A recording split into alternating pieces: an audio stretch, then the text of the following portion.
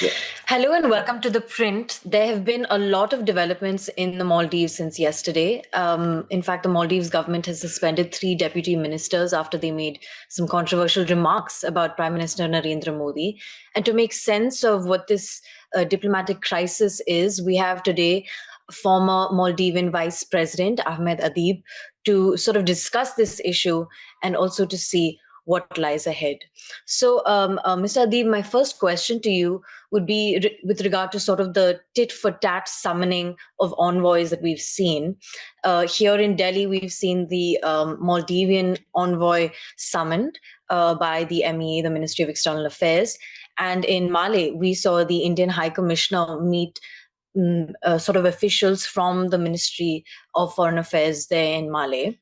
Though, of course, the Indian mission in Maldives has said this was a pre-arranged meeting. Given the context, this seems like sort of an escalation. So my question to you is, do you see this diplomatic crisis escalating further? Yes, I believe that that has escalated, but this is something that should have never happened. Actually, Maldives government should have reacted more quickly and made them resign like yesterday. But it went on to the till night till they got suspended. And other thing most government should have done is they should have reached India, especially the president himself, to prime minister, so that this could have been sorted out more easily. But since now is diplomatically it's escalating, as well as if you see the social media, there's a lot of boycott campaigns going on against Maldives, that because a lot of sentiments has been heard of the public of India, as well as this sentiment, the comments from those deputy ministers against Prime Minister Modi was unacceptable, because he's not only the Prime Minister of India, but he's also a global leader, regional leader. And India has helped us even in the COVID, and we have a long history together. So I believe this is not acceptable, and I think because of the inaction, this crisis has escalated. You talked about inaction. We've seen a few Maldivian MPs suggest that, the government response has not been satisfactory. And in fact, some of them have urged President Muizzu to issue a direct statement himself condemning these remarks. Do you feel like the statement from the Maldivian government that we saw yesterday was satisfactory? I think it was, as some of the MPs of Maldives opposition highlighted, it's too mild. I would say that government of Maldives should have been more proactive, took stern action against it, issued a strong message, and also personally reach out, because these things can be sorted out diplomatically. That's why diplomacy is there. But I think the sentiments has been played in the social media, and everything has escalated so far. So there was action rather than reaction. I believe it could have been sorted out more easily. So you actually served as Maldives tourism minister of arts as well and culture a few years ago. Do you think this diplomatic row with the boycott campaign that we're seeing now by Indian travel companies and tour operators, do you think this has the capacity to hurt the Maldivian tourism sector and the economy in a major way? Yes, it will hurt, because especially after COVID, India has been #1 market for Maldives tourism, and it has been a very sustainable market. There's daily flights, so everything contributes to tourism. And as you see, Maldives has a very fragile tourism industry, and there has been nothing this sort of, even if you see the social media for the past 7-8 years, there's nothing like this has ever come, I would say. So if I was the tourism minister, I would not even sleep. I would reach out and try to sort it out, because this is going to not only damage the stability of tourism, but this will directly hurt the economy as well, because Maldives totally depends on its tourism industry. Right. And in fact, Indians comprise the largest tourists flocking to Maldives. We've seen a lot of Bollywood celebrities come out and sort of criticize these remarks by Maldivian ministers. And I know you've also weighed in on that, so we needn't repeat that. But I also want to sort of zoom out for a second and look at the context in which this diplomatic crisis is happening. President Muizzu has just made a state visit to China, sort of breaking from tradition that we've seen from other Maldivian presidents who have in the past visited India before China. And if we just look at President Muizzu's election campaign, sort of dubbed the India Out campaign, that combined with his demands for Indian troops to leave the island nation, as well as his sort of keenness to to continue relations with China and its BRI, Belt and Road Initiative, all of these factors together have made a few analysts and observers sort of conclude that under President Muizzu, Maldives is going further into the Chinese orbit. Do you agree with this? And are you in any case, worried about this? Yes, as you rightly said, the normal norm is for any president when they get elected to have the first state visit to India. Even President Yamin did it when I was the Minister of Tourism. So it has been tradition of all the presidents. But at this time, especially after 2018, there was a campaign of India Out, sort of, which was started by President Yamin, and then it was continued by the party. Now we have a new president, but still there is this extreme elements of this people inside the party who is, I would say, who is instigating this. And as you said, since he has visited Turkey, now he's visiting China. So he has broken the norms. But we are yet to see what is going to happen in China, for example. So during the COVID crisis, it was India who gave a lot of budget support to Maldives. So normally, I also have some experience from 2012 to 2015. It's not normal for a foreign country to give financial aid. Normally, they give loans, projects, but giving budget support is a unique thing. It's a very big support for any country to give to another, and also currency swap has been done with India. So it's yet to be seen what is the assistance he's going to get, and Maldives needs a lot of foreign aid, especially budget support, because going towards 2026, we need $1 billion to pay off the debt, which is going to be realized in 2026. So the government of Maldives has to think about these lines. So, so it is yet to see what is going to happen in China, as well as what is the assistance they are going to get from the other countries.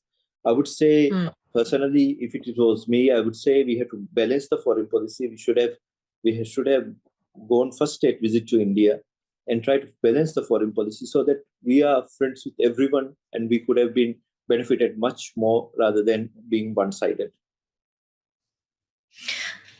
I understand that, but to reiterate my question, do you feel as though your country under the current president is moving further into China's orbit? I mean, some people are even saying Maldives could be going the Sri Lankan way, which is that,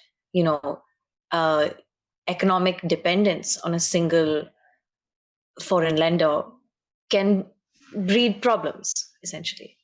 Do you have any concerns about this? Yeah, I have many concerns for my country and the economy of Maldives, which is going, as you rightly said, towards like the economy of Sri Lanka, which is not only stated by the, it's already stated by the Adeeb, World Bank. All the reports are showing that those numbers.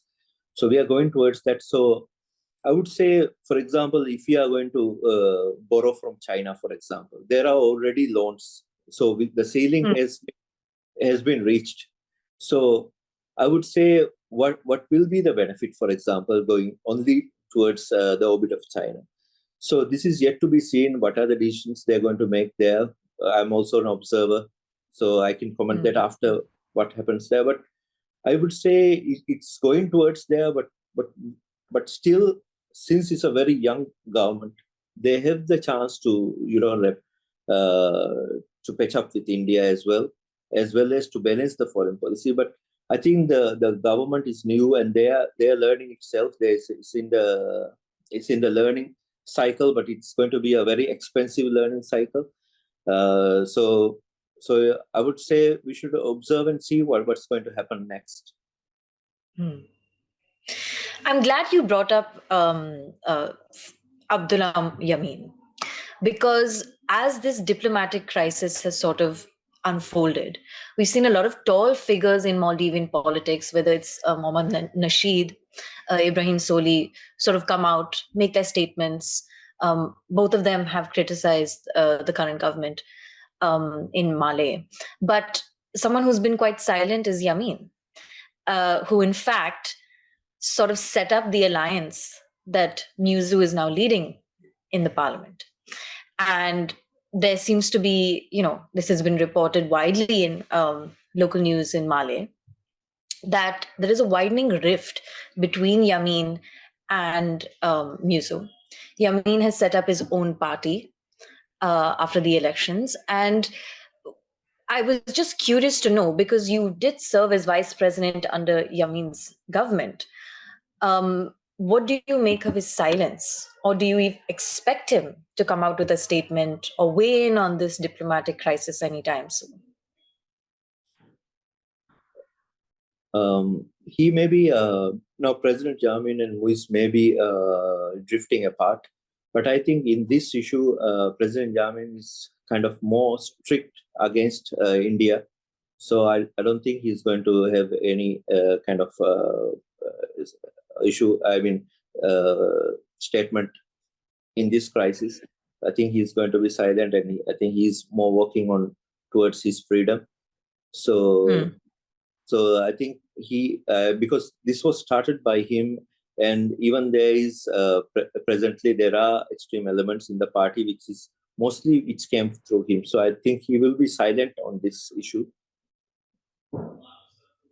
And when you say strict against India, you mean that he, even during his time, we saw that there were sort of frictions between Delhi and Malé. I mean, we'll get into that in a bit. But what you're saying is, of course, let's not expect Yamin to have the same perspective as Nasheed or Soleh, definitely. But I was also curious to ask you about the India Out campaign, because it was Yamin's brainchild, right? And now we've seen Muizzu sort of run with it. But my question is, there were slight frictions between Delhi and Malé in 2016 also, when Indian government had offered Dornier aircraft, and the Yamin government sort of sat on the fence about that. Later, they refused to renew a letter of exchange, an LOE agreement, for advanced light helicopters. One of the two we had given to.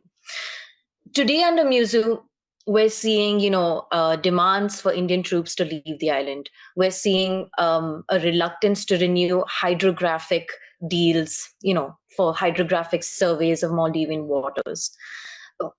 Do you see a difference between how Yamin handled India when he was serving as president and how Muizzu is handling India right now? Or do you think it's too early to tell? Yeah, when Yamin was there, actually the second helicopter agreement was signed by Yamin. And it was Yamin who requested for the Dornier flight. So when in 2016 he started arresting politicians and myself as well. So it was in India who helped at that Commonwealth as well for the Maldives. But there's a principle that India will always call to respect the human rights, not to arrest the politicians. So after that only the Yamin got upset and started this India Out campaign. So after that he tried to not renew the letter, but in the campaign that India Out was repeated, and then but this is a new president and then a new regime, and now they have separated with Yamin. So I expected that it would mild down and it will be more balanced. But as you rightly said, there is still elements of presence that they have cancelled that hydrography agreement, which is not going to be renewed. So and as well as they are calling out to take out the troops, but we have to be more diplomatic, because this is not something that was done in one day. It was successive governments has signed different agreements. So it's under those agreements, and especially these helicopters, and Dhoni has been very helpful in a lot of medical evacuations, has to be done from islands to Malé. So it's a kind of humanitarian aid, and then for their operations only these soldiers are present. But that is not. We don't see it. I mean, obviously, when things were right, nobody has seen it as a something as a military presence. But now suddenly it has become a military presence. But this was all used for politics, But I thought that when you are in the government, when you have the responsibility, and the government is responsible for the livelihood of all the Maldivians, and we depend on tourism. So it is very much important to have good ties with India, good relations, so that we can prosper together. So I didn't expect that, but as you rightly said, I think it is being continued, even though now they have separated with Yami. Well, thank you so much for taking out the time to speak to ThePrint on this very important topic. I'm sure you'll be monitoring it as closely as we will. Thank you once again for joining ThePrint. Thank you for having me.